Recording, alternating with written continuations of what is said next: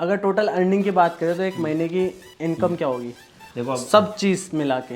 हाँ, इनकम वही मैं बोल रहा हूँ, इनकम अलग है और वो अलग है। अगर आप मेरी सैलरी पूछो, नहीं। मैं 80,000 रुपये सैलरी लेता हूँ कि आप कैसे पूरा वर्ल्ड फ्री में ट्रैवल कर सकते हो और ट्रैवल के साथ साथ अर्निंग भी कर सकते हो। अच्छा। तो उसमें मैंने अपनी इनकम रिपोर्ट एक एक स्टैट्स पूरे दिखाए हैं कि किस महीने कितने व्यूज़ के कितने पैसे बने, ब्रांड डील से कितना बनता है। टोटल 8 दिन की ट्रिप थी और सेकंड डे में क्या देख रहा हूँ, कायरो में मेरा जो होटल था उसकी बालकनी से जो चौराया था वो 100 कदम की दूरी पे था और वहाँ पे प्रोटेस्ट चल रहा था। अचानक से इजिप्ट की आर्मी पुलिस आती है, जनता पे टीयर गैस छोड़ रही है, जनता गाड़ियों में आग लगा रही है और मैं होटल से देख रहा हूँ कि ये क्या हो रहा है। यहाँ पे व्यूज़ आते थे कुछ 15-20 हज़ार डेडिकेटेड वीडियो पे। तो अब मैंने उनको एक अमाउंट बताया जो INR में था, ठीक है, INR में बताया। एक फिगर थी उसके आगे के लिख दिया, यानी कि 1000, मतलब कुछ 1000 रुपये मांगे थे। उनको क्या लगा वो डॉलर है और उन्होंने पूरा कॉन्ट्रैक्ट रेडी करवा दिया, सब कुछ करवा दिया और मैं एंड में कॉन्ट्रैक्ट पढ़ रहा कि यहाँ डॉलर लिख दिया। उन्होंने भाई साहब अमाउंट ट्रांसफ़र कर दिया, अगले दिन ही मैं थार ले आया। उनका एक एजेंट आपकी गाड़ी में रहेगा पूरे टाइम, अच्छा। उसके बिना आप कहीं ट्रैवल नहीं कर सकते। तो वो एजेंट की ही फीस 10 लाख रुपए आप समझ लो हमारे इस ट्रिप की, सिर्फ एजेंट की। सिर्फ चाइना में? चाइना की। खुले दिल के, जो लड़की पसंद आए आप वहाँ पे नॉक कर सकते हो उनके गेट पे, अंदर से वो जितना भी अमाउंट बोलते हैं उतने 100 से मल्टीप्लाई करके यूरोज में कर लो। अगर किसी ने ऐसे करा तो अच्छा। वो फुल उसके 500 यूरो, नॉर्मल है तो 50 यूरो। 14,000 आ गए, 20,000 आ गए। मैंने डिपॉजिट किए थे 500 रुपये और मुझे मिले 2500 रुपये, 500% का बोनस और बस 20 मिनट में 10 टाइम मोर प्रॉफिट। इसलिए मैं रिकमेंड करता हूँ वन विन, जहाँ पे आप अच्छे बोनस से खेल सकते हो। वन विन के पास इंटरनेशनल लाइसेंस भी है तो ये ट्रस्टवर्दी भी है। इसमें फास्ट रजिस्ट्रेशन, 24/7 कस्टमर सपोर्ट और इंस्टेंट डिपॉजिट के साथ है, तो ट्राई करना तो बनता है। पेटीएम, गूगल पे आप किसी से भी डिपॉजिट कर सकते हो। पिन कमेंट पे जाओ, लिंक पे क्लिक करो और आप सारे बोनस लो। भाई मेरी पेमेंट तो आ गई है, आपका मौका है, छोड़ो मत। तो जय श्री राम सभी को, शर्मा जी की बैठक के एक नए एपिसोड में आप सभी लोगों का स्वागत है। भाई आज जो हमारे साथ में गेस्ट बैठे हैं ना, मैंने ऑल द वे लंदन से बुलाए हैं।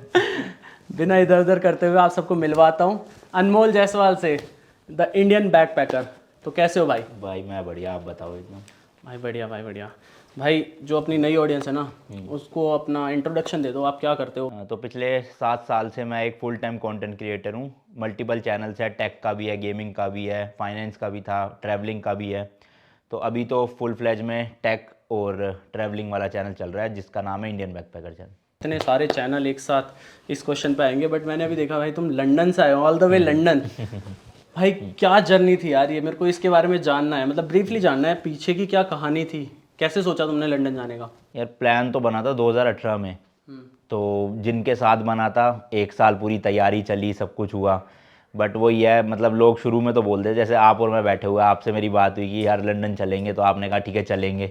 तैयारी कर ली मैंने, सब हो गया, बट 1 साल बाद गोली दे गए कि नहीं जा पाएंगे। ये तो पहले में, सॉरी एक बार इंटरव्यू, पहले में ही हवाबाजी हो जाती है कि हाँ चल देंगे, पर लंदन जाने का यार सोचना, by car, sorry by car. बिल्कुल हाँ, बाय रोड मतलब पूरा। तो उस टाइम तो प्लान था चाइना वाले रूट से अपना, तो मैं रूट भी बताऊंगा अभी। बट 2008 की प्लानिंग थी, 19 में जाके कंप्लीट हुई थी, बट वो जा नहीं पाए। फिर उसके बाद कोविड आ गया, कोविड के 2 साल वो निकल गए बीच में। अब फाइनली जाके 2022 के मार्च में 3 लोगों को और कन्विंस किया अपने साथ चलने के लिए, मतलब टोटल 4 लोग। उन्होंने हाँ बोला, सब तैयारी हुई, उनमें से भी 2 का एंड में मना हो गया। फिर अभिषेक जो मेरे साथ गया था वो और मैं फाइनली अप्रैल 2023 में निकले थे। मतलब मार्च 2022 में शुरू करी थी सारी प्रिपरेशन, वीज़ा हो गया, डॉक्यूमेंटेशन हो गए सारे, और 2023 अप्रैल तक चली वो तैयारी पूरी।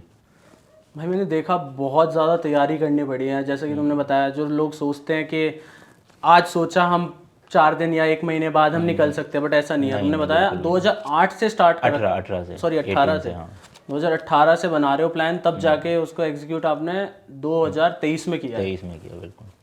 बहुत टफ है यार, मतलब ऐसा सोचने के बाद तुमने का डर कि रास्ते में ऐसी ऐसी कंट्रीज भी हैं, बाय रोड जा रहा हूँ, क्या क्या चैलेंजेस थे उसमें? चैलेंजेस तो ऐसा जितने कुछ खास नहीं आए, ईरान में ही आए जो आए शिपिंग से रिलेटेड। तो पहले तो जिनको नहीं पता बता दूं, काफ़ी लोगों को ये भी नहीं पता कि आप दिल्ली से लंदन बाय रोड जा सकते हो, हाँ। क्योंकि लोगों को लगता है नहीं जा सकते, आप सिर्फ इंडिया में स्टेट बाय स्टेट ट्रैवल कर सकते हो, बट कंट्रीज नेपाल या भूटान का ही पता है लोगों को। हाँ। तो ये पॉसिबल है पूरा। इसके भी 3-4 रूट है। जो सबसे पॉपुलर रूट था पिछले कुछ सालों में वो था चाइना के थ्रू होते हुए। तो चाइना से लोग ऊपर जाते थे, रशिया मंगोलिया वगैरह कवर करते हुए यूरोप एंटर करते थे, और यूरोप के बाद यूके लंदन पहुंच जाते थे। तो ये थोड़ा सा ऐसा रूट था कि यहाँ से बिल्कुल बाय रोड शुरू हुआ, और फिर सीधा फ्रांस के बाद ही आपको शिप करनी है अपनी गाड़ी, मतलब जो फेरी चलती है वहाँ यूके तक। बट कोविड आने के बाद चाइना बंद रहा काफ़ी टाइम। उसके बाद ऑप्शन तो था म्यांमार के थ्रू चाइना एंटर कर सकते थे आप, बट फिर म्यांमार भी कोविड में बंद हो गया, और वो भी पिछले 3 साल से अभी तक बंद है। चाइना तो खुल चुका है पर म्यांमार बंद ही है अभी भी। उसके बाद एक और ऑप्शन है कि आप इंडिया से जाओ पाकिस्तान, बागा बॉर्डर क्रॉस करके, और फिर पाकिस्तान से आगे कवर करो अपना ईरान वगैरह। अब हम इंडियंस के लिए क्या प्रॉब्लम है, पाकिस्तान में हमें वीज़ा मिलता नहीं है। हमने ट्राई किया था जाने से पहले कि पाकिस्तान का कुछ देखे, बट हमें मना कर दिया था जो एम्बेसी थी। उन्होंने कहा था एक तो हम वैसे भी वीज़ा नहीं देंगे, और अभी वैसे भी थोड़े हालात ख़राब चल रहे हैं पाकिस्तान में, तो हम रेकमेंड नहीं करेंगे कि आप बाय रोड ट्रैवल करो वहाँ पे। तो वो भी तीसरा ऑप्शन कट जाता है। तो एक आखिरी ऑप्शन यही था कि इंडिया से आप शिप करो अपनी गाड़ी ईरान, और ईरान से बाय रोड करते हुए टर्की एंटर करो, टर्की करते हुए यूरोप एंटर करो, यूरोप पूरा घूम के फ्रांस से वापस यूके चले जाओ। तो ये हमने रूट प्लान किया था, जिसमें टोटल 30 कंट्रीज कवर करी है हमने। प्लान तो था 40 से ऊपर करने का, बट हमें यूरोप का वीज़ा 72 डेज़ का अप्लाई करने के बाद मिला 30 दिन का ही सिर्फ। तो उस वजह से हमें वो कंट्रीज़ कम करनी पड़ी थोड़ी सी। बट 30 कंट्रीज़ की मेन प्लानिंग होती है कि आपका रूट क्या निकल रहा है। जैसे अपने इंडिया में तो क्या है ना कि गूगल मैप के सहारे निकल जाओ, या लोगों से पूछ लो, लैंग्वेज बैरियर नहीं है, कुछ नहीं है कि भैया यहाँ कटा है तो चंडीगढ़ के लिए रास्ता कहाँ से मुड़ेगा। बट अब आप बात कर रहे हो कि जर्मनी से फ्रांस जाना है, अब आपको जर्मनी से स्विट्ज़रलैंड जाना है आपको, तो वहाँ पे प्लानिंग पूरी रखनी पड़ती थी कि कौन कौन सी सिटीज़ आएगी, कौन कौन सी सिटी में रुका जा सकता है, फर्स्ट डे की आइटनरी कहाँ से कहाँ की बनेगी। तो वो एक पूरी एक्सेल शीट तैयार हुई थी जाने से पहले, 100 दिन की, 110 दिन की, कि किस दिन कितना ट्रैवल होगा, कितने किलोमीटर की ड्राइव रहेगी। तो ये प्लानिंग में ही सारा काम था। और वीज़ा इस ट्रिप में सिर्फ 4 ही लगे थे। एक ईरान वीज़ा था, एक टर्की वीज़ा था।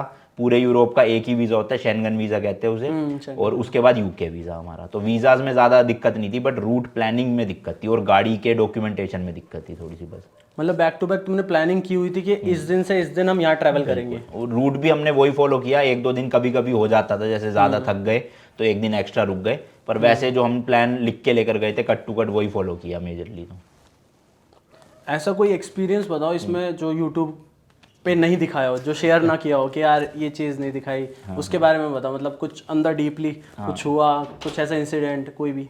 इस ट्रिप का तो नहीं है, लेकिन मेरी इजिप्ट की ट्रिप के 2-3 है किस्से जो मैंने उस टाइम पे यूट्यूब पे नहीं बताए थे। अच्छा। ये बात है 2019 की। तो मैं इजिप्ट गया था, ट्रैवल चैनल शुरू ही किया था जस्ट, मतलब 1-2 कंट्रीज ही घूमी थी, और तीसरी कंट्री ही इजिप्ट थी। तो उस वक्त क्या था, मेरा फ्लाइट थी मेरी जुलाई में रशिया की, बट वो इंडिया पाकिस्तान का कुछ सीन हो गया था। तो पाकिस्तान ने अपना एयरबेस पूरा इंडिया के लिए बैन कर दिया, तो मेरी फ्लाइट पाकिस्तान के ऊपर से ही निकलनी थी। तो वो रशिया की फ्लाइट्स कैंसिल हो गई एंड मोमेंट पे, और जल्दी जल्दी में अचानक से प्लान बना इजिप्ट का, क्योंकि उस टाइम पे ऐसे सोचते थे कि कंट्रीज तो बहुत है, बट कंटेंट वाइज कौन सी ऐसी कंट्री है जो चैनल को बूम दे सकती है शुरू से। तो रशिया तो नाम से ही चलता था, आप जब चले जाओ रशिया की वीडियोस चल जाएगी। बट फिर उसके बाद आए इजिप्ट, क्योंकि इजिप्ट में 2 चीज़ें बहुत फेमस है, एक वहाँ की ममीज़ और एक वहाँ के पिरामिड्स। क्योंकि पिरामिड्स को ऐसे कहते हैं कि जो स्ट्रक्चर है ना वो इतने साल पहले बने थे, उस टाइम पे कोई टेक्नोलॉजी नहीं थी वहाँ पे, बट वो बने कैसे फिर भी। तो कुछ लोग कहते हैं एलियंस ने बनाया था, कुछ लोग कहते थे भूतों ने बनाया था। तो वो एक वहाँ के बारे में काफ़ी इंटरेस्टिंग चीज़ थी। और दूसरा वहाँ की मम्मीज़, तो वहाँ का जो इजिप्शियन म्यूजियम है उसमें अभी भी कई हज़ारों साल पुरानी मम्मीज़ को प्रिजर्व करके रखा हुआ है, तो आप देख सकते हो। तो इसलिए मैंने इजिप्ट का प्लान बनाया उस टाइम पे। अब इजिप्ट में 2-3 किस्से हुए। सबसे पहले तो पिरामिड्स में ही हुआ। पिरामिड्स का क्या होता है कि आप एंटर नीचे अंदर तक जा सकते हो पूरा पिरामिड्स के। तो जो उसका एंट्रेंस होता है ना वो बहुत छोटा होता है, आपको मतलब झुक के लिटरली जाना पड़ेगा सुरंगों में से निकल निकल के। तो एक अमेरिका की कोई लेडी थी वहाँ पे, एज होगी कुछ 45-50 के बीच में। वो जैसी एंटर करने लगी वहाँ पे, एक तो वहाँ का माहौल ही बड़ा नेगेटिव सा है, मतलब ऐसा फील होगा कि दूर दूर तक रेगिस्तान और 3 पिरामिड दिख रहे हैं आपको बस। मतलब नेगेटिव फीलिंग आती है बड़ी। वो जैसे ही अंदर घुसने लगी उनका सर लगा उस पर और खून की नदी बह गई वहाँ पे। मतलब जैसे कि कुछ थोड़ा बहुत खून निकलता है, उनका इतना खून निकला वो पूरा जैसे वहाँ पे तालाब बन गया वो छोटा सा। इतना खून, पता नहीं कैसे खून निकल रहा था, जैसे पानी हो कुछ भी। अब सब देख के डर गए, वो खून निकलते वो बेहोश हो गए। अब हम उनके पीछे ही लाइन में अंदर जाने के लिए, पर अब जाना तो था ही, टिकट खर्ची थी 3-4 हज़ार रुपये की टिकट थी उस टाइम पे। तो उनको तो हॉस्पिटल लेकर गया, पता नहीं क्या हुआ उनके साथ क्या नहीं, हमें तो नहीं पता। बट वो अंदर जब हम गए ना तो वो डर का माहौल सबके अंदर बना हुआ था कि भाई क्या हो गया ये एकदम से, कि एंट्री के टाइम पे ये सब सीन हो गया। बाहर ही ऐसा सीन हो गया कि अंदर जाके क्या होगा। और बड़ी अनयूजुअल सी चीज़ थी, क्योंकि खून निकलता भी थोड़ा बहुत निकलता, वो पानी जैसा खून निकलना बिल्कुल पतला पतला, वो थोड़ा सा डरावना सा सीन हो गया था। तो ये चीज़ मैंने बताई नहीं थी यूट्यूब पे उस टाइम पे, बट हाँ ये थी, हुई थी।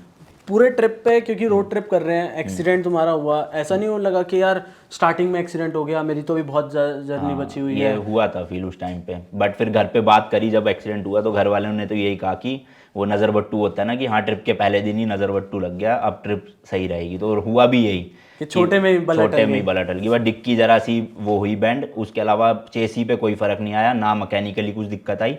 उसके बाद देख लो 21,000 किलोमीटर गाड़ी चली और 100 दिनों तक कोई दिक्कत नहीं दी महिंद्रा ने। कितने टाइम लगा था को पहुंचने में, आने में, सब कुछ? टोटल यूके तक हम पहुंच गए थे 110 दिन में, और यूके मैंने फिर लंदन घूमा था 7 दिन और, तो 117 दिन की ट्रिप थी टोटल ये, जाने की, मतलब समझ लो। फिर शिपिंग, मतलब शिप से वापस आई है गाड़ी। इस बीच में कौन सी ऐसी कंट्री है और कौन सा ऐसा प्लेस है जो मतलब देखते ऐसा हो गया कि यार जाना सफल हो गया? टर्की में एक शहर है कैपेडोकिया करके, हाँ, आपने देखी होगी गूगल पे फोटो, जहाँ पे हॉट एयर बैलून उड़ते हैं बहुत बड़े बड़े। तो वो एरिया ऐसा था, क्योंकि एक्चुअल में हुआ क्या था ना, हम ईरान में कई दिन फंसे रह गए थे, हमारा कंटेनर जो है ना वो क्लियरेंस हो ही नहीं रही थी। तो वहाँ का एक्सपीरियंस बड़ा बेकार था। एक तो वहाँ करप्शन बहुत है, दूसरा वहाँ पे कारनेट क्या होता है, कस्टम क्लियरेंस क्या होती है, उनके खुद के ऑफिसर्स को नहीं पता था। तो हमारे वहाँ पे फालतू में दिन भी एक्स्ट्रा बहुत लगे, 8-10 दिन, और हमारे पैसे भी बहुत लगे एजेंट्स को देने में, जो हमारे बिहाफ पे ट्रांसलेट करते थे चीज़ें। तो ईरान से निकलने के बाद वहाँ पे तो ऐसा था, ना इंडियन खाना मिलता था ढंग का, ना उनका लोकल कुजीन कुछ खास मिलता था। तो वहाँ से 20-25 दिन बड़ा परेशान हुए थे हम ईरान में। उसके बाद अचानक से जब टर्की में आए ना तो एक अच्छा माहौल दिखा काफ़ी, मतलब सब कुछ, इंडियंस भी मिल रहे हैं वहाँ पे, सब है भी, वाईफाई है, इंटरनेट है। ईरान में इंटरनेट भी बैन था, वहाँ पे आपको वीपीएन यूज़ करना पड़ेगा तभी ये ऐप्स यूज़ कर पाओगे, यूट्यूब वगैरह। टर्की में आते ही वो चीज़ें सब हट गई थी, सब खुल गया था। तो टर्की में काफ़ी मज़ा आया ओवरऑल, और स्पेशली कैपेडोकिया में। भाई घर वालों ने कैसे मतलब एक्सेप्ट कैसे कर लिया, हजम कैसे कर लिया उन्होंने कि ये बाय रोड लंदन जा रहा है? और मतलब होता है ना हमारी इंडियन फैमिली तो नहीं, यहाँ से मनाली तक जा रहा है, लेह तक जा रहा है, इतना सीमित है, ठीक है, लंदन बाय रोड फ्लाइट में चला जा, ऐसा कुछ सीन हुआ? हाँ, बिल्कुल हुआ था। तो जब 2018 में प्लान बना था उस टाइम पे ना, एक इंडिया से बस सर्विस भी जाती है, दिल्ली टू लंदन करके। तो मैं मम्मी को बस यही दिखाता रहता था कि ये देखो ऐसे ऐसे बस है, ये दिल्ली से लंदन ले जाते हैं, और मेरा भी है सपना कि मैं अपनी गाड़ी लेकर जाऊँ। उस टाइम पे तो मम्मी को मजाक ही लगता था, क्या बोल रहा है, 18, 19, 20, 21 निकल गया, यूट्यूब जस्ट शुरू किया था उस टाइम पे। तो अब जब ज़्यादा ट्रिप्स कर ली थी ऑलरेडी, तब मम्मी को हुआ कि हाँ 2022 में सोच रहा है ये एक्चुअल में करेगा। पर मम्मी का फिर वही था कि इससे क्यों जाना है, फ्लाइट से जा, घूम के आ, वैसे गाड़ी में बहुत रिस्क है, ये है वो है। बट फिर धीरे धीरे चीज़ें समझाई तो मान ही गए। मतलब घर वाले ऐसे है कि शुरू से ना सपोर्ट किया है चीज़ों को, डरते हैं, मना करते हैं, बट इतना मना नहीं करते कि करना ही नहीं है, रिस्ट्रिक्शंस नहीं लगाते किसी चीज़ पे। ऊपर से बीच में जब एक्सीडेंट हो गया, हाँ, उसके बीच में तो बोला होगा? नहीं, उस टाइम पे कुछ नहीं बोला, अब तो निकल ही चुके थे ना। अब तो वो घर वाले फिर तसल्ली दे रहे थे कि कुछ नहीं होता, नज़र बट्टू था, छोटे में टल गई, अब बड़ा नहीं होगा कुछ भी। एल्गोरिथम भी यूट्यूब का काफ़ी अच्छा काम किया उस चीज़ में। हाँ, क्योंकि निकलने से पहले क्या ना, एवरेज वॉच टाइम काफ़ी कम हुआ करता था। मतलब अगर आप 10-15 मिनट का व्लॉग बना रहे हो तो 6-7 मिनट का रहता था। अब इस ट्रिप पे क्या है, सीधा 30-40 मिनट की वीडियोस होगी और एवरेज वॉच टाइम चला गया 17-18 मिनट का। तो यूट्यूब को वो एल्गोरिथम में लगा कि हाँ कुछ दम है वीडियोस में, तो उसने रीच भी बहुत दी। जो जाने से पहले एवरेज 7-8 लाख की रीच आती थी मेरी खाली, और उसमें व्यूज़ आते थे 1.5 लाख। अब जाते ही रीच हो गई 30-30 मिलियन की, और व्यूज़ आने लग गए 3-3, 4-4 मिलियन। मतलब मेरे लिए तो वो ऐसे यकीन करने वाली चीज़ नहीं थी कि अचानक से 1.5 लाख से 3-3 मिलियन कैसे हो गया। ऑलरेडी अंदर से बूस्ट मिल गया होगा कि यार आप वो तो फिर मोटिवेशन अच्छी मिल गई स्टार्टिंग में ही। मैंने देखा 1 मिलियन 1.2 मिलियन थे ना वो तो एवरेज जाने से पहले। हाँ, सब्सक्राइबर 1.2 मिलियन थे, अब कितने? 2.4 हो गए हैं। लगभग 3 महीने में 1 मिलियन से ऊपर सब्सक्राइबर गेन हुए। टोटल मेरे 130 एपिसोड्स हैं, और कंबाइन करके 170 मिलियन व्यूज़ आए हैं इस सीरीज़ में खाली। 170 मिलियन शॉर्ट्स हटा के, शॉर्ट्स मिला के तो मेरे ख्याल 200 पार हो गए होंगे, 200 मिलियन पार। कॉन्ग्रेचुलेशन यार, सेफली आने के लिए और ये एक्सपीरियंस शेयर करने के लिए। जिसको नहीं पता जाके देख लेना, और जिसने देखी है, मतलब मुझे पता है यार सबने देखी होगी, क्योंकि लंदन की सीरीज यूट्यूबर ने पहली बार दिखाई है। हाँ, यूट्यूब पे नहीं थी कोई भी, लोग गए तो बहुत है अलग अलग, पर यूट्यूब पे किसी ने कवर नहीं करी प्रॉपर जैसे। यार मैंने अभी जब सर्च करा था, मैंने देखा तेरे पास कलेक्शन बहुत थी बाइक की, कार की, अब वो सेपरेट कैसे हो गई? यार ये ना शौक चढ़ा था मुझे कोविड टाइम पे। हाँ। मतलब कोविड से पहले मेरा बिहेवियर ऐसा था कि यार क्यों पैसे बर्बाद करने गाड़ी और बाइकों में, क्यों लेते हैं लोग इतनी महंगी महंगी चीज़ें। पर कोविड में पता नहीं कहाँ से अचानक से शौक चढ़ा। पहली गाड़ी मैंने ली थी क्रेटा अपनी। हाँ। वो क्रेटा के बाद एक्सयूवी लॉन्च हुई, फिर मुझे एंडेवर का शौक चढ़ा, फिर उसमें भी फीचर अच्छे नहीं मिल रहे थे तो X7 तक का सोच लिया, वो ले ली BMW X7। फिर बाइक्स का क्रेज चला, हायाबुसा ली, 1250 GS ली। पर वो धीरे धीरे क्या हुआ ना, थोड़ी सी मैच्योरिटी समझ लो, या इस ट्रिप की भी तैयारियां हो रही थी, क्योंकि इस ट्रिप में ऑलमोस्ट मैंने वीडियो बनाई थी 40 लाख का खर्चा हुआ है हमारा इस ट्रिप में। और जाने से जस्ट पहले एक घर भी लिया हमने। तो फिर मैंने सोचा कि अभी ये गाड़ियाँ बाइकें खड़ी रहेगी, अगले 2 साल के तो मेरे प्लान ट्रैवल के ही है। जैसे कि अब मैं ऑस्ट्रेलिया ट्रिप पे जा रहा हूँ 4 महीने वैसे ही। तो वो मैंने कहा वो डेप्रिशिएटिंग एसेट है, वो खड़े खड़े पैसा बर्बाद ही होगा, उससे अच्छा उनको बेच के घर ले लो, घर इन्वेस्ट कर दो, ट्रिप्स में पैसा लगाओ अपना, जहाँ से पैसा आएगा भी। तो एक टाइम पे Asset बनाओ कंटेंट, अपने। हाँ एक टाइम पे कंटेंट वो भी था बाइक्स और कार्स, उससे भी आया है, ऐसा नहीं है कि लॉस गया है।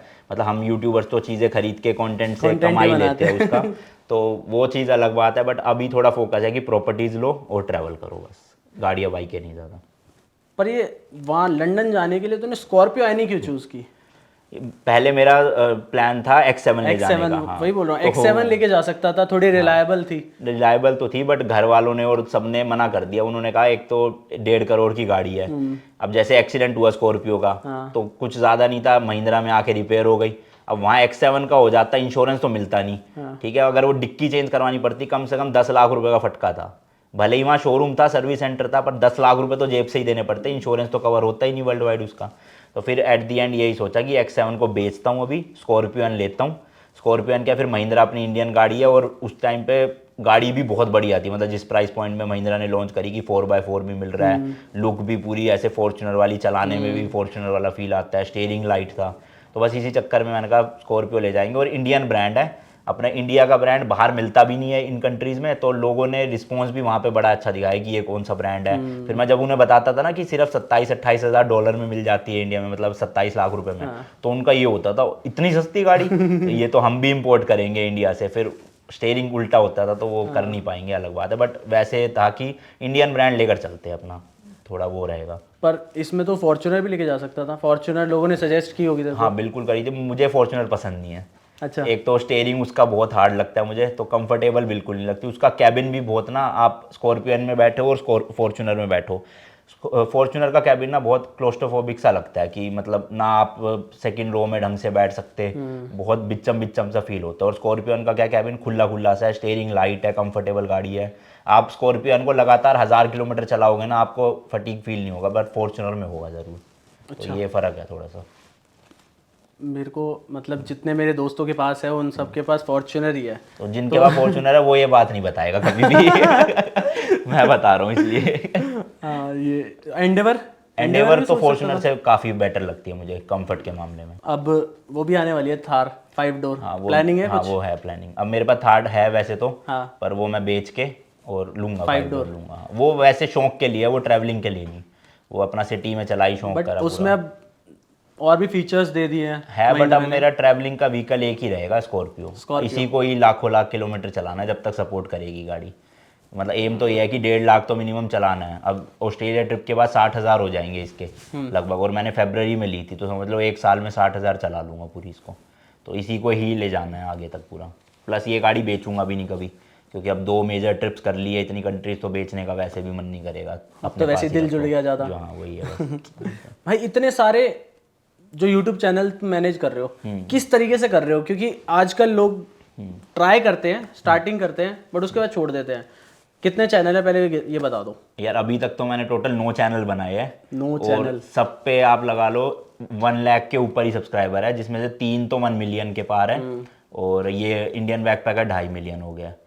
तो वैसे मेरे पास silver play button 8 silver play button है और 2 गोल्डन प्ले बटन हो गए। बट उनमें से अभी एक्टिव चैनल सिर्फ 4 ही है। एक मेरा टेक चैनल है, जो मेरा सबसे पहला चैनल था, मैंने 2017 में शुरू किया था। वो टेक चैनल से स्टार्ट किया था, तो वो अभी एक्टिव है, उस पर 1 मिलियन है। उसमें हम गेमिंग से रिलेटेड गैजेट्स वाली वीडियो बनाते हैं। अच्छा। जैसे प्ले स्टेशन वगैरह ये सब हो गया। दूसरा मेरा इंडियन बैकपैकर एक्टिव है, और 2 मेरे शॉर्ट्स के चैनल एक्टिव है, वो पूरा टीम ही संभालती है। मतलब उसमें मेरा क्या है कि व्लॉगिंग वाली क्लिप्स को कट करके अपना शॉर्ट्स डल गए बस। तो मेनली ये 4 ही चल रहे हैं, जिसमें 2 का मेरा फोकस रहता है मेन और 2 टीम संभाल लेती है पूरा। तो टीम का रोल है, टीम के बिना नहीं हो पाएगा ये चीज़। मतलब आप ट्रैवल भी कर रहे हो, एडिटिंग भी कर रहे हो, तो नहीं है पॉसिबल वो चीज़। बट डेडिकेशन भी बहुत मैटर करती है। हाँ, अब जैसे मैं ट्रिप पे गया था तो जाने से पहले 35 वीडियो शूट करके गया था उस चैनल Exactly, की। 35 उसको बनाने में ही मतलब पूरी रात भर ऑफिस में ही बैठे रहते थे। अब 20 ट्रिप से पहले भी 20-25 वीडियो शूट करके जा रहा हूँ। तो वही है ना, अगर आप 4 महीने गायब हो जाओ किसी चैनल से तो यूट्यूब वैसी रीच खत्म कर देगा। तो इसलिए कंटेंट प्लान करके जाना पड़ता है बिल्कुल। एक महीने में कितना कंटेंट बना लेता है? जब यहाँ होता हूँ तो टेक चैनल पे लगभग 10 से 12 वीडियोस। जब बाहर होता हूँ तो 7 से 8 वीडियोस। और व्लॉगिंग का तो ऐसी है, कभी 30 की 30 दिन भी आ जाती है, कभी 15 दिन भी आते हैं ऑल्टरनेट पे। तो एक टाइम तो ऐसा था कि मंथली में 70 वीडियोस अपलोड करता था, लॉन्ग वीडियोस, जिसमें 70 game long place, videos? Take भी और व्लॉगिंग भी। 70 वीडियोस एक महीने की? एक महीने 30 दिन होते हैं भाई 70 कैसे? हाँ, तो 70 वीडियोस होती थी उस टाइम पे, पर अब कम कर दिया काफ़ी। भाई बहुत तगड़ी डेडिकेशन चाहिए इस चीज़ के लिए, तो 70 वीडियो बहुत ज़्यादा है। गेमिंग और ट्रैवलिंग है ना, दोनों अलग चीज़ है। एक बैठ के आप गेम खेल सकते हो एक कमरे में, एक फील्ड पे चलना पड़ता है। बिल्कुल। तो क्या ऐसा सोचा कि भाई एक गेमिंग चैनल और चालू कर लेते हैं, गेमिंग कर लेते हैं? नहीं, स्टार्ट गेमिंग ही हुआ था पहले। अच्छा। तो गेमिंग आप कह सकते हो पहला प्यार था जो अच्छा। बचपन से ही था। ट्रैवलिंग का शौक चढ़ा जब यूट्यूब से पैसे आने लगे, क्योंकि जब तक आपके पास पैसे नहीं है तो आप ट्रैवलिंग का सोच ही नहीं सकते। कहाँ घूम लोगे, यहाँ से गोवा चले जाओगे 4-5 हज़ार 10 हज़ार में, बट अगर आपको इंटरनेशनल करना है तो वो उसके लिए पैसा होना चाहिए आपकी जेब में। तो वो इंटरेस्ट जागा था 2018 से। पर गेमिंग का तो जब मैं 4-5 साल का था तब से ही था। तो गेमिंग पहले गेमिंग चैनल था बेसिकली? हाँ, गेमिंग टेक वही मैंने बताया ना, प्ले स्टेशन वगैरह वो सब। तो स्टार्ट उससे किया था, बूस्ट उसी से मिला, यूट्यूब पे ग्रोथ उसी से हुई। फिर उस पैसे को लगा के ट्रैवलिंग शुरू करी थी। भाई बात करें अगर इनकम की, हम्म। तो मैंने सुना है तुम बिजनेस भी करते हो। बिजनेस यही है हमारा कि बीच में शुरू भी किया था थोड़ा सा, जैसे हमारे अपना राइम्स वाले चैनल हैं, बच्चों के जो राइम्स होती है ना, वो एनिमेशन चैनल भी है। और भी 2-4 शुरू करे थे, बट जिन पे रिस्पॉन्स नहीं आया वो फिर धीरे धीरे बंद कर दिए थे। तो बिज़नेस तो अभी यही है कि जैसे एज अ यूट्यूबर काम नहीं कर रहा मैं, एज अ बिजनेस ही कर रहा हूँ। मैंने कंपनी रजिस्टर कर रखी है। जो इनकम आती है ब्रांड से, यूट्यूब से, वो कंपनी में आती है। लोगों की उससे सैलरी जाती है, ऑफिस का रेंट जाता है, बिजली का बिल जाता है, उसमें से मेरी भी सैलरी निकलती है। तो वो मेरी इनकम है एक्चुअल में। बाकी पैसा उसी में रहता है जो गेयर्स में, ट्रैवलिंग में यूज़ होता है। तो आप समझ लो एक कंपनी है पूरा जिसमें पैसा आ रहा है, उसमें से एक सैलरी मैं ले रहा हूँ खाली डायरेक्टर की। अच्छा। तो ये मेरी इनकम है बस, जो मैं अपने शौक के लिए यूज़ कर सकता हूँ चीज़ों के लिए। बाकी सारा प्लान रहता है कि इस ट्रिप पे जाना है तो इसके लिए इतना बजट निकालना है, ये पीसी आना है, ये कैमरा आना है, ये माइक आना है। तो वो सब कंपनीज के खर्चे होते हैं पूरे। तो इस तरह से प्लान है पूरा। भाई ये इतनी छोटी उम्र में इतनी सारी चीज़ें कैसे सोची है तूने? और यूट्यूब पे तो अब बंदा कुछ भी सीख सकता है। यूट्यूब पे इतना ज्ञान है, इतना कंटेंट है हर चीज़ का, तो बहुत बहुत कुछ हो सकता है। भाई अगर टोटल अर्निंग की बात करें तो एक महीने की इनकम क्या होगी देखो अब, सब चीज़ मिला के? हाँ, इनकम वही मैं बोल रहा हूँ, इनकम अलग है और वो अलग है। अगर आप मेरी सैलरी पूछो, नहीं। मैं 80,000 रुपये सैलरी लेता हूँ, ठीक है, वो मेरी सैलरी है। अब इनकम फिक्स नहीं रहती। जैसे अगर मैं ट्रिप पे गया था तो उस टाइम पे इनकम एकदम से 5 गुना हो गई थी। ट्रिप से पहले वही 5 गुना कम थी इनकम। तो मैंने रिसेंटली अभी एक कोर्स लॉन्च किया है कि आप कैसे पूरा वर्ल्ड फ्री में ट्रैवल कर सकते हो और ट्रैवल के साथ साथ अर्निंग भी कर सकते हो। अच्छा। तो उसमें मैंने अपनी इनकम रिपोर्ट एक एक स्टैट्स पूरे दिखाए हैं कि किस महीने कितने व्यूज़ के कितने पैसे बने, ब्रांड डील से कितना बनता है। तो ये तो आप भी यूट्यूबर, आपको ही पता है कि किसी महीने हो सकता है 10 ब्रांड्स आ जाए, किसी महीने एक भी ना आए। तो हो सकता है किसी महीने अगर मेरी 10 लाख इनकम है, अगले महीने 1 लाख भी हो जाए। या व्यूज़ जिस महीने 3 मिलियन आए, 5 मिलियन आए, उसमें अगले महीने 5 लाख भी ना आए। तो सब कुछ गेम है व्यूज़ का और ब्रांड्स का। तो व्यूज़ का अगर मैं एवरेज बताऊं, जो मेरा टेक चैनल है उस पर 1 मिलियन के अराउंड $250 से $300 बनते हैं। तो अब मेरे चैनल पे जिस महीने में जितनी वीडियोस डालूंगा, जितने मिलियन व्यूज़ आएंगे, उसको आप $300 से मल्टीप्लाई कर लो, उतना मेरी इनकम होगी उस चैनल की। व्लॉगिंग में $500 बनते हैं 1 मिलियन के, वो भी अगर मैं ट्रैवल कर रहा हूँ। तो ट्रैवल नहीं कर रहा तो वही 250-300 है उसमें भी। फिर उसका भी वही एवरेज लगा लो आप, जितने व्यूज़ है इनटू में $300 या $500, वो इनकम हो गई। ब्रांड डील्स डिपेंड करता है, 1 लाख से लेके 3 लाख के बीच में चार्ज कर लेते हैं। वो ब्रांड डिपेंड उस पर करता है कि इंडियन ब्रांड है या बाहर का ब्रांड है, पेमेंट INR में हो रही है या डॉलर में हो रही है, कोई स्टार्टअप है या किसी की मोटी फंडिंग है। अगर कोई बड़ा ब्रांड है तो वो 3 लाख भी दे देगा उसी इंटीग्रेशन के। कोई बैटिंग वाली या छोटी मोटी वैसी ऐप है तो वो 1 लाख रुपए देने में भी रो जाते हैं कि क्यों दे भाई 1 लाख रुपए भी हम। तो वही है, फिक्स कुछ नहीं है। जो कंपनी में इनकम आती है, पूरे साल का टर्नओवर होता है, उसमें से खर्चा माइनस, मेरी सैलरी माइनस कंपनी का वो प्रॉफिट होता है बस। अब वो मुझे भी नहीं पता कितना होगा कितना नहीं, वो डिपेंड करता है, हर साल वेरी करता है। पर ये बेस्ट है, तूने अपने आप को सैलरी दे रहा है कि इतना मेरा मिनिमम अमाउंट मैं खर्च करूंगा। वो खर्चा यूज होता है मेरे अपने चीज़ों के लिए, शौक में। कहीं पे कपड़े लेने हैं, जब पार्टी में गए कहीं पे, या कुछ वैसे चीज़ ले ली। पर जो भी गैजेट्स वाला चीज़ है, जो भी कंटेंट क्रिएशन में यूज़ होनी है, वो सब कंपनी के खर्चे हैं, मेरा खर्चा नहीं है। जैसे अगर आईफोन भी लेना है तो वो मैं शूट के लिए ले रहा हूँ, तो वो कंपनी ही ले रही है, मैं नहीं ले रहा, वो मेरे नाम पे बिल नहीं है, तो मैं उसका ओनर नहीं हूँ, कंपनी का ओनर मैं हूँ, बस ये फ़र्क है। ऑनर तो तू ही है। बहुत सारे डेवलपमेंट हो गया आंसर दी। अच्छा भाई, प्रोफेशनल लाइफ बहुत हो गई, अब थोड़ी पर्सनल पे आते हैं एक बार। अनमोल जायसवाल की कोई गर्लफ्रेंड? नहीं, अभी तो नहीं है, बिल्कुल थी एक टाइम पे। नहीं मेरा तो जो चीज़ है ना वो यूट्यूब पे पता होगी 100%। नहीं यार, यूट्यूब पे बहुत सारी चीजें ऐसी होती है जो यूट्यूब पे दिखाते नहीं है नहीं, लोग। मेरा ऐसा है कि जब मैं डेली ब्लॉगिंग करता हूँ तो सब पता ही है लोगों को, घर बन रहा है तो घर पता है, कहीं जा रहा हूँ तो वो पता है, मतलब ऐसे नहीं होता कि अलग से कुछ काम चल रहा है। मतलब जिस दिन हो जाएगी उस दिन एक पार्टनर ऐड हो जाएगा ट्रैवलिंग सीरीज में। बिल्कुल, मगर उनके घर वाले अलाउ करेंगे तो। अब ऐसा नहीं ना, उसके घर पे पता नहीं और मैं लेके घूम रहा हूँ दुनिया में, वो अलग चीज़ है। जैसे ऑस्ट्रेलिया जाने की बोली है, बना लिया होगा प्लान के न्यू ईयर कहाँ मनाओगे? कहाँ मनाएगा पहले न्यू ईयर? हम न्यू ईयर पे होंगे चाइना में, मोस्ट प्रोबेबली बीजिंग में होंगे, तो बीजिंग का ही न्यू ईयर देखेंगे। बाकी पता नहीं आगे पीछे हो जाए 10-15 दिन, तो क्योंकि अभी प्लान के अकॉर्डिंग जो आइटनरी है तो उसमें 35 दिन हमें चाइना में बिताने हैं। एक्चुअल में ना चाइना में थोड़ा सा सीन है, आप ना फ्रीली ट्रैवल नहीं कर सकते अपनी गाड़ी लेके चाइना में। अच्छा। क्योंकि हम एंटर कर रहे हैं नेपाल से होते हुए तिब्बत, तो तिब्बत तो चाइना ने ही पूरा ऑक्यूपाई कर रखा है, तो उनका क्या रूल है, जब आप चाइना में एंटर करोगे और जिस दिन एग्जिट करोगे उतने दिन उनका एक एजेंट आपकी गाड़ी में रहेगा पूरे टाइम। अच्छा। उसके बिना आप कहीं ट्रैवल नहीं कर सकते। तो वो एजेंट की ही फीस 10 लाख रुपए आप समझ लो हमारे इस ट्रिप की, सिर्फ एजेंट की, सिर्फ चाइना में? चाइना की। तो वो हमें उनके अकॉर्डिंग ही चलना है, जो आइटनरी आज फिक्स हो गई, उन्होंने परमिशन ले ली कि 35 दिन में ये चाइना से बाहर जाएंगे, तो 35वें दिन ही निकलना ही पड़ेगा, कोई ऑप्शन नहीं है उसका। तो कट टू कट चलेगा बिल्कुल चाइना में, तो कि जिस दिन एंटर करें उससे 35 दिन बाद एग्जिट मार देंगे सीधा। और वो एजेंट भी पूरे टाइम हमारी गाड़ी में ही रहेगा, साथ में ट्रैवल करेगा पूरा। बाकी हम माउंट एवरेस्ट बेस कैंप होते हुए निकलेंगे, तो तिब्बत के एरिया में बर्फ़ भी बहुत मिलेगी, मतलब अलग ही एक्सपीरियंस है हमारे लिए भी, लोगों के लिए भी मज़ा आएगा ओवरऑल। मैं एक्सपीरियंस से ही सोच रहा हूँ, मतलब एक न्यू ईयर मैक्लोडगंज में फर्स्ट तूने न्यू ईयर मनाया था, और अब 2023 में न्यू ईयर मनाने जा रहा है ऑस्ट्रेलिया। हम तो चाइना में होंगे। चाइना में होंगे, बट न्यू ईयर में तो ऑस्ट्रेलिया में होगा ना? नहीं, न्यू ईयर में फर्स्ट चाइना में होंगे। नहीं, न्यू ईयर के अच्छा, टाइम में होगा ना, अगले साल। हाँ बिल्कुल ऑस्ट्रेलिया। बिल्कुल। भाई एक क्वेश्चन मेरे दिमाग में था, जो मैंने कमेंट्स भी देखे बहुत सारे कि जो तुम्हारे साथ भाई गया था, क्या नाम था? अभिषेक। भाई अभिषेक अलग कंटेंट बना रहा था, तुम अलग बना रहे थे, ऐसा क्यों? देखो, काफी लोग ये भी कह रहे थे कि उसकी मेरी लड़ाई हो गई है, वो है, तो मैंने वैसे तो क्लैरिफिकेशन दी थी इसके ऊपर, पर थोड़ी सी बैक स्टोरी देना चाहूंगा पूरा समझाने से पहले। जब मैं शुरू में ट्रैवलिंग करता था ना, तो उस टाइम पे मेरी ऑडियंस बहुत कम थी, बट जब भी लोग मिलते थे ना मुझे सड़क रोड पे या कहीं पर भी, तो वो तारीफ बहुत करते थे इस उसमें कि यार तुम्हारी हिम्मत है, अकेले तुम चले जाते हो, इजिप्ट जैसे देश घूमे आए तुम अकेले। तो अंदर से ना उस टाइम पे वो प्राउड वाली फील आती थी कि हाँ अचीव कर रहा हूँ कुछ लाइफ में।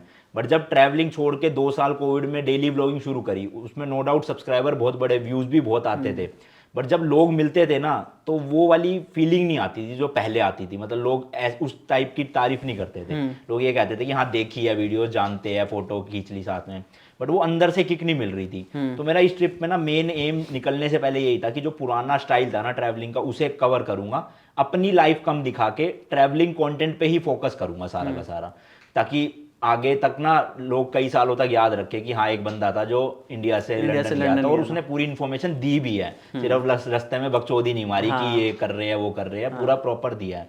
तो ट्रिप का तो यही था। तो उस चक्कर में लोगों को क्या लगा कि मेरी अभिषेक से लड़ाई हो रखी है, कि हम आपस में क्यों नहीं बात कर रहे वीडियो में। अब एक्चुअल में तो 24 घंटे होते हैं दिन में, हम बात कर रहे हैं, प्लानिंग भी कर रहे हैं, सब कुछ, लड़ाई झगड़े भी हो रहे हैं, दोस्ती भी हो रही है, नाचने गाने भी जा रहे हैं, बट वीडियोज में उतना ही पार्ट दिखता था जो ऑडियंस के लिए इन्फॉर्मेटिव था।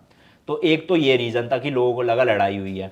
दूसरा, उसका भी अपना चैनल है, मेरा भी अपना चैनल है, अब नो डाउट मेरे 1 मिलियन सब्सक्राइबर थे, उसने जस्ट चैनल शुरू ही किया था, तो अगर हम कंटेंट सेम बनाते तो उसके चैनल की ग्रोथ कभी हो ही नहीं पाती। जैसे अभी उसके लगभग 1,30,000 सब्सक्राइबर है, वो इसलिए ही है क्योंकि हमने अलग अलग ट्रैवल किया। हम गाड़ी में सेम ट्रैवल करते थे, बट जिस भी कंट्री में रुके हैं वो अपना अलग निकल जाता। जैसे हम मान लो एम्स्टरडेम में ही है, तो एम्स्टरडेम में 5 जगह घूमने की है। अब हो सकता है उसको किसी 3 जगह में इंटरेस्ट हो, मेरे को किसी अलग 2-3 जगह में इंटरेस्ट हो। अगर वो मेरी वजह से मेरी जगह पे जाएगा तो वो परेशान होगा, या मैं उसकी वजह से जाऊंगा तो मैं सोचूंगा यार फिर मैंने भी तो पैसा खर्चा कि मैं क्यों वो चीज़ सेक्रीफाइस कर रहा हूँ।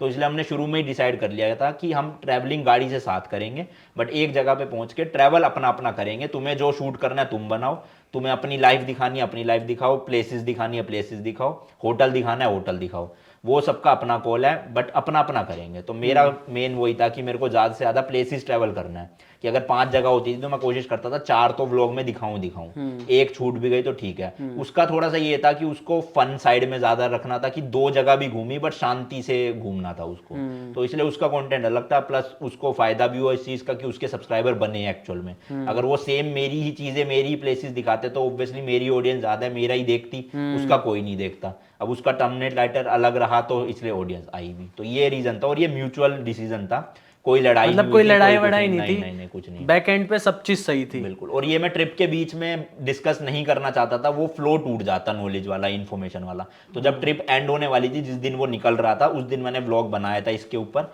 कि हमारे बीच में क्या हुआ क्या नहीं हुआ। तो ये सब रीजन मैंने दिए थे वहाँ पे पूरे। बेसिकली ये इंस्टाग्राम पे भी बहुत सारे क्वेश्चन आए हैं, मैंने देखे कि तुम दोनों एक साथ फोटो नहीं क्लिक करा रहे और ये सारी चीज। बिल्कुल। तो मेरे ये ट्रिप ना मेरे लिए सच्ची बताऊं तो एंजॉयमेंट का सोर्स नहीं था, मेरे लिए था कि मैं एज अ करियर में कैसे ग्रोथ करूं और एक चीज़ अचीव करनी थी मुझे। तो इसलिए मैं निकला था इस ट्रिप पे। अब ये हो सकता है ऑस्ट्रेलिया ट्रिप में थोड़े से मजे मस्ती कर ले, बट कंटेंट पे फोकस रहेगा। वो व्लॉग में चीज़ नहीं दिखेगी आपको कि हम जैसे मजे कर रहे हैं या पार्टी कर रहे हैं। जो कंटेंट है वही दिखेगा 40 मिनट की वीडियो में, फालतू की चीज़ें नहीं डालूंगा कुछ भी। तो ये है, मतलब एंजॉयमेंट नहीं दिखाओगे? एंजॉयमेंट नहीं दिखानी, वो मैं 2 साल करके देख चुका हूँ। अब जो लोग मिलते हैं ना मुझे वापस से, तो वो वापस पुरानी वाली प्राउड फीलिंग आ रही है कि हाँ कुछ करा है लाइफ में, इन्फॉर्मेशन दे रहे हो तुम, दी है, घूमने कुछ की दिया, किस हाँ, तरीके से बिल्कुल, घूम रहे हो। बिल्कुल। हाँ ये तो है। मैं जैसे मैंने बताया भाई, तूने बहुत ज़्यादा मतलब इन्फॉर्मेशन के अगर हिसाब से देखा जाए तो तूने बहुत हद तक मतलब किस सबके लिए बहुत इजी कर दिया। अगर किसी को बाय रोड लंदन जाना है या अब ऑस्ट्रेलिया जाना है जो बना रहा है, अगर बाय रोड जाना है तो कैसे जाना है, वो प्लानिंग तूने की है और उसकी इन्फॉर्मेशन दे रहा है। मेरे ख्याल से मतलब जो रीच मिली ना यूट्यूब पे, वो इसी रीजन से मिली है, क्योंकि हमारे बाद भी हम जब वापस आ गए, हमारे बाद भी 3-4 लोग अलग अलग निकले हैं गाड़ी से ऑलरेडी लंदन में। अच्छा। और कई लोग तो पहुंच भी चुके हैं इस टाइम तक लंदन, बट उनकी वीडियोस पे 1000-1200 से ऊपर व्यूज नहीं आए, जबकि कंटेंट तो सेम ही था, उन्होंने भी पूरा दिखाया है। तो रीजन वही था कि उन्होंने इन्फॉर्मेटिव नहीं बनाई वीडियोस, उन्होंने अपनी लाइफ दिखाई, और वही मैं करना नहीं चाहता था इस ट्रिप पे। मैं चाहता था कि लोगों को ये हो जाए कि हाँ इस वीडियो को 10 साल बाद देख के भी कोई लंदन जा सके, कि कारनेट क्या होता है। जैसे जब मैं गया तो कारनेट पता ही नहीं था होता क्या है, तो कारनेट का मैंने बताया कैसे लिया जाए। क्योंकि पहले क्या रूल था ना कि आपकी गाड़ी की जितनी वैल्यू है ना, उसका डबल आपको डिपॉजिट दे के जाना है। मान लो अगर मैं 1 करोड़ की गाड़ी ले जा रहा हूँ तो 2 करोड़ रुपए मुझे जमा करवा के जाने पड़ेंगे, तब मैं गाड़ी ले जा सकता हूँ यहाँ से। तो ये रूल 1.5-2 साल पहले चेंज हो चुका है। अब क्या, सिर्फ आपको 5 लाख रुपए जमा करवाने हैं और आप ले जा सकते हो, फिर वो 5 लाख वापस मिल जाएंगे जब आप इंडिया में गाड़ी ले आओगे। तो ये चीज़ मैंने बताई यूट्यूब पे, कहाँ से ली जाए, कौन इशू करता है कारनेट, वो सब इन्फॉर्मेशन दी मैंने पूरी। तो ये अब आगे आने वाले लोगों के लिए, कोई भी प्लान कर रहा है तो उनके लिए सही रहेगा पूरा। मतलब बेसिकली फन के लिए नहीं, तुमने इन्फॉर्मेशन के लिए की, और वो लॉन्ग टर्म इन्फॉर्मेशन वाली चीज। जैसे अपना यूट्यूब पे वीडियोस ट्रैवलिंग की शुरू हुई तो मुंबई का निखिल है, उन्होंने लद्दाख ट्रिप बनाई, तो लोग आज तक बोलते हैं कि निखिल ने शुरू किया था ये। तो मुझे बस वही करना था कि आज से 10 साल बाद भी लोग बोले कि कोई भी जा रहा है लंदन कि हाँ इंडियन बैकपैकर था जिसने शुरू किया था ये सब कुछ यूट्यूब पे, और वो एम पूरा हो चुका है। अभी मैं देखता हूँ, क्योंकि देखो यूट्यूबर है, हम दूसरों के कमेंट्स देखते रहते हैं। तो जिसने भी प्लान करा या कुछ भी वीडियो में बोला कि हम भी जा रहे हैं, हम भी प्लान कर रहे हैं, मैं उनके कमेंट्स पढ़ता था। तो लोग सब हर जगह यही छापा हुआ था कि इंडियन बैकपैकर, और वही चाहिए था मुझे कि लोग याद रखे बस आगे तक, और वो मिल गया इस ट्रिप पे। भाई मतलब दोस्ती यारी बिगड़ी नहीं है, सब इन अभी दोनों भी का मिलते म्यूचुअल रहते हैं, डिसीजन हाँ, इवेंट पे भी आएगा वो, हर चीज़ है, कोई दिक्कत नहीं है ऐसी। भाई मैं देख रहा था तेरे ना कोई भी कंट्रोवर्शियल चीज नहीं मिली मुझे। तो पंगे क्या नहीं लेता कंट्रोवर्सी से क्या डर है या फिर फंसना ही नहीं है, क्या सोच है? कंट्रोवर्सी मेरे हिसाब से यूट्यूब पे उनकी हुई है जो साथ में लोग ज्यादा रहते हैं यूट्यूब पे, जब वो साथ में रहेंगे तभी कुछ ना कुछ सीन होगा। मेरे वैसे दोस्त है ना जो सारे के सारे वो यूट्यूब से हटके हैं, मतलब यूट्यूब में मैं जानता भाई को भी हूँ और भी सब यूट्यूबर को जानता हूँ, मिला हुआ हूँ, बात भी हुई है, बट वो वाली दोस्ती किसी के साथ नहीं है कि उन्हीं के साथ उठना बैठना है, घूमना फिरना है। और जब आपकी वो होगी ना तभी कुछ ना कुछ कंट्रोवर्सी होगी कि किसी ने किसी को कुछ बोल दिया, किसी से लड़ाई होगी, और वो मेरे 7 साल में हुआ ही नहीं कभी भी वैसा कुछ। अगर किसी के साथ पंगा होता भी है तो मैं तो शांत बैठ जाता भाई ये हूँ। इंडियन बैकपैकर है, कह रहा मैं बैग पैक करके खुद Backpacker अकेला है। चला जाऊंगा, बस, बस, मुझे किसी की जरूरत नहीं है। और अब इतने बड़े बड़े ट्रिप मार लिए तो अब वैसे भी जरूरत नहीं है। ट्रिप्स में यार ये होता है, अगर आप मतलब चलो दोस्तों के साथ तो अलग मजा आता ही है, बट आपकी अगर साल में प्लानिंग है 10 ट्रिप करने की और आपने सोचा कि 10 दोस्तों के साथ ही करूंगा, तो उस 10 में से 2 ही हो पाएगी क्योंकि कोई ना कोई मना कर ही देगा। लेकिन अगर आप 10 अकेले बनाओगे ना तो 10 में से 9 तो कर ही आओगे आप। तो ये चीज़ मैंने नोटिस करी है। 40 कंट्रीज इसलिए हो पाई क्योंकि मैंने सोलो सोचा। अगर मैं सोचता कि हनी भाई चलेंगे साथ में, एंड मोमेंट में मना कर दे तो मेरा भी कैंसिल हो जाता।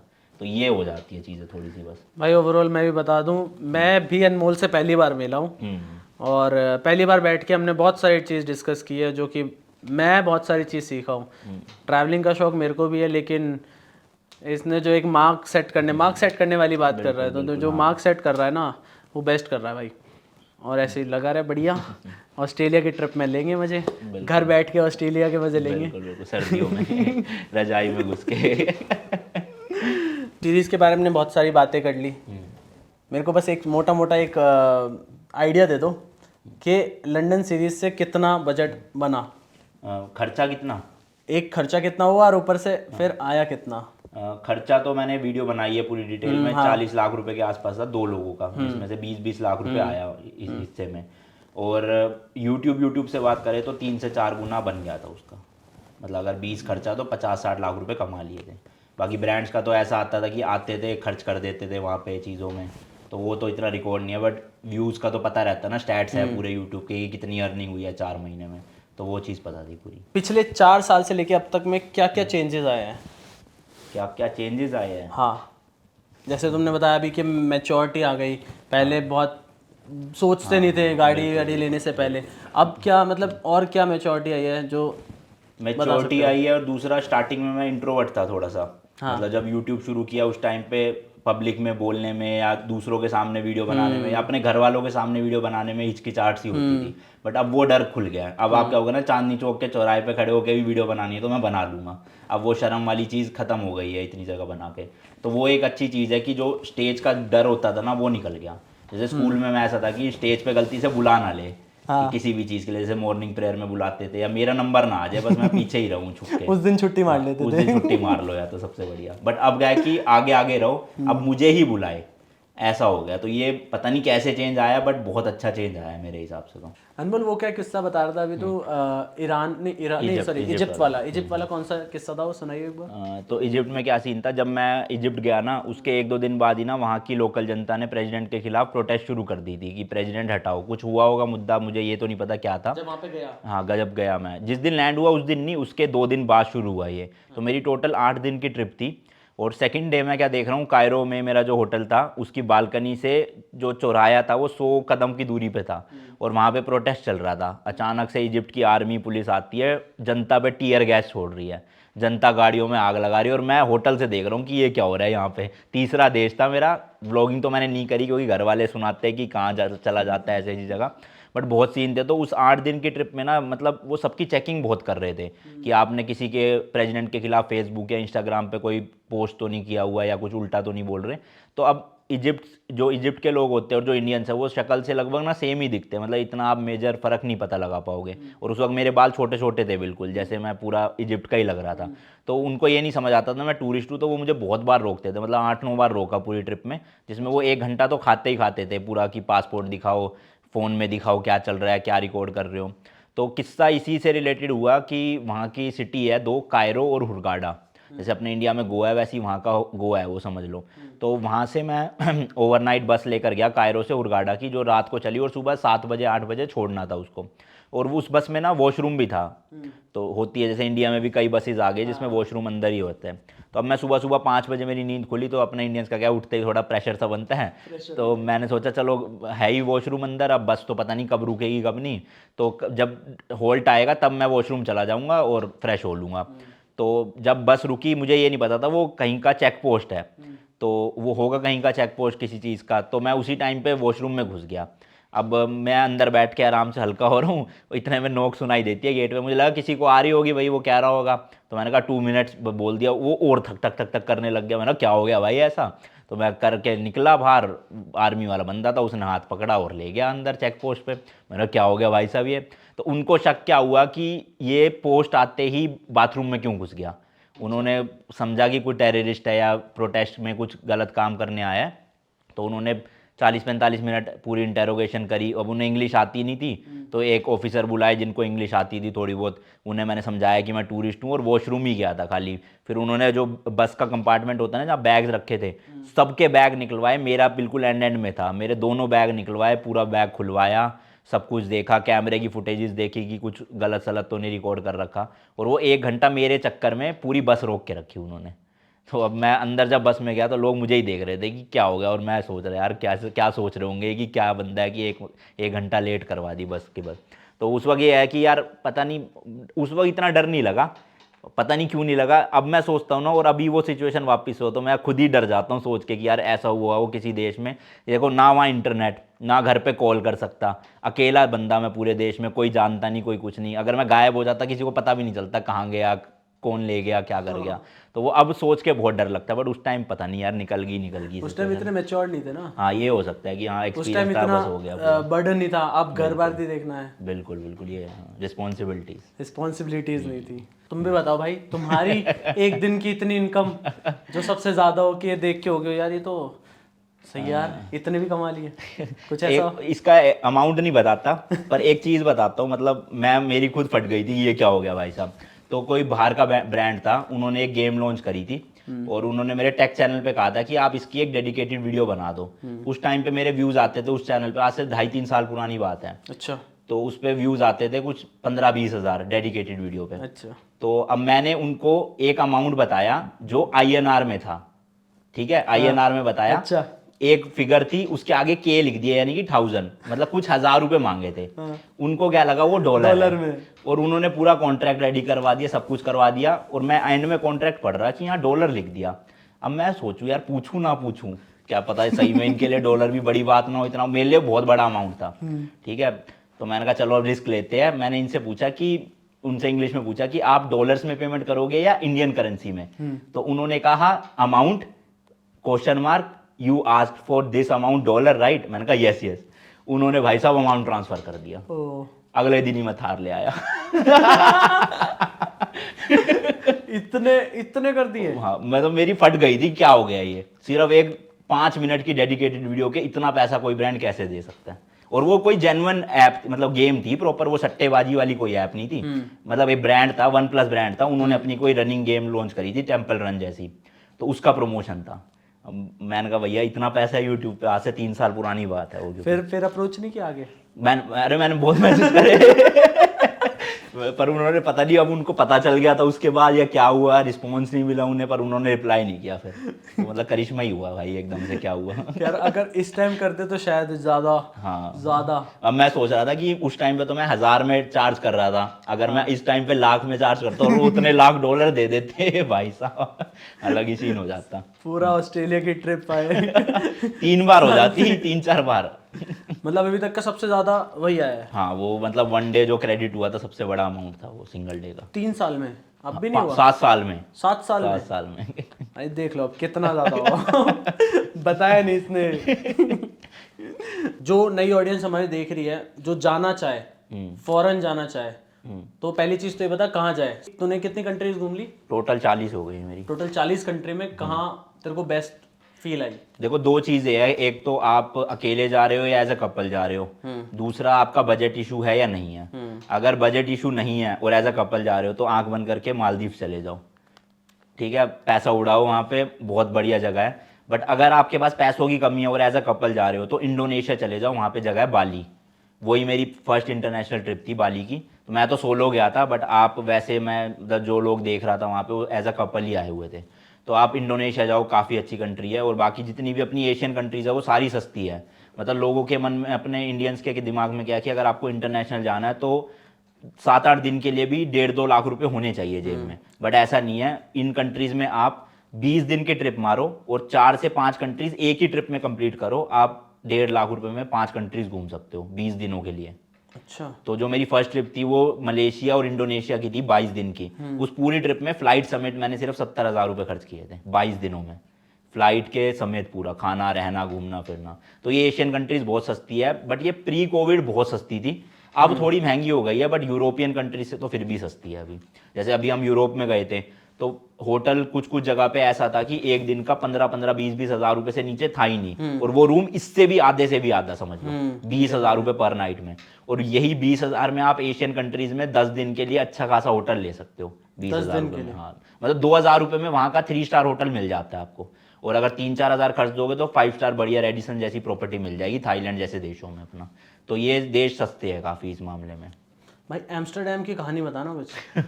तो मैंने एम्स्टर्डम में देखा कि हमारे अनमोल जायसवाल ना पीते, ना चाय पीते, ना कॉफी पीते, ना दारू पीते। तो भाई कैसे सरवाइव किया? मतलब एक ट्रैवलर को चाहिए ना कि साथ में कभी कभी नींद आ रही है, गाड़ी चलाते टाइम तो भाई ऑल टाइम आती है कभी कभी। देखो हमारा तो फायदा ये था 2 लोग थे तो नींद आती थी, मैंने तो सेकंड रो बेड बना रखा है मॉडिफाई करके, तो सो जाते थे हम तो आराम से।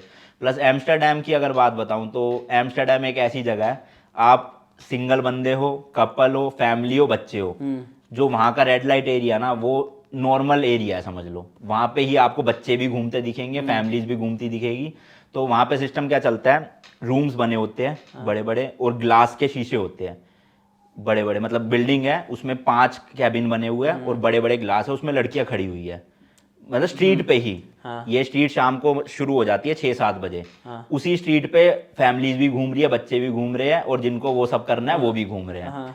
तो बस आपको जो खुले लड़की दिल के हैं सारे। हाँ, खुले दिल के, जो लड़की पसंद आए आप वहाँ पे नॉक कर सकते हो उनके गेट पे, अंदर से वो जितना भी अमाउंट होता है उतने 100 से मल्टीप्लाई करके यूरोज में कर लो। अगर किसी ने ऐसे करा तो वो फुल उसके 500 यूरो, नॉर्मल है तो 50 यूरो। बट वहाँ पे क्या है, स्कैम भी बहुत चलते हैं, मतलब आप एक बार अंदर तो चले जाओगे बट वापस आओगे पर पैसे वैसे लुटा के आओगे पूरे।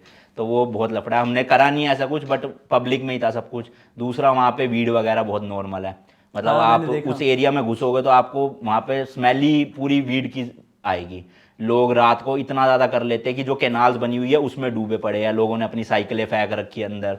तो अभी एक रिपोर्ट आई थी एम्स्टर्डम की, वहाँ की कैनाल में से गवर्नमेंट ने साइकिलें निकाली थी, कितनी हज़ारों साइकिलें निकली अंदर से। अच्छा। जो लोग रेंट पे लेते हैं रात को इतना नशे में हो जाते हैं कि साइकिल ही पानी में फेंक देते हैं और खुद भी गिरे पड़े होते हैं। तो वहाँ का तो अलग ही सीन है, बट ये है कि एक बार लाइफ में जाना चाहिए। मेरी ड्रीम कंट्री है नेदरलैंड, जहाँ की कैपिटल एम्स्टर्डम है। वो एक मूवी है फॉल्ट इन स्टार्स करके, तो उसकी वजह से मेरी वो ड्रीम डेस्टिनेशन थी। बट ओवरऑल हम 4 दिन रहे, तो मैं तो सजेस्ट करूंगा जिसको पैसों की दिक्कत नहीं है वो पक्का जाओ वहाँ पे, एक बार पार्टी जरूरी। बिल्कुल बिल्कुल। वहाँ पे पार्टी सीन वैसा नहीं है कि आप नाच रहे हो गा रहे हो, वहाँ पे सीन है कि लोग बैठे हुए शांति से बियर पी रहे हैं, ड्रिंक कर रहे हैं और बातें कर रहे हैं। पूरे यूरोप में यही कल्चर चलता है। मतलब हम उम्मीद लेकर गए थे कि क्लब व्लब में नाचेंगे, बट वहाँ पे क्लब होते ही नहीं है उस तरह के।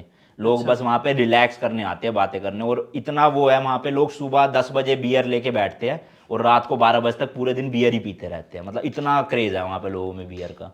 और वैसे पार्टी लाइफ देखी जाए तो हंगरी करके कंट्री है, उसकी कैपिटल है बुदापेस्ट। तो वो पूरे यूरोप में माना जाता है सबसे बेस्ट पार्टी कल्चर वहीं पे ही है। एक जर्मनी में बर्लिन है। बुदापेस्ट भी गया था ना? हाँ बुदापेस्ट गए, तो वहाँ हमने पार्टी करी थी प्रॉपर नाचने गाने वाली।